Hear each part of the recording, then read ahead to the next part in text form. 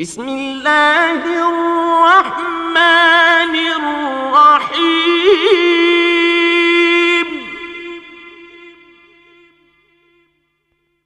ويل لكل همزة لمزة الذي جمع مالا وعدده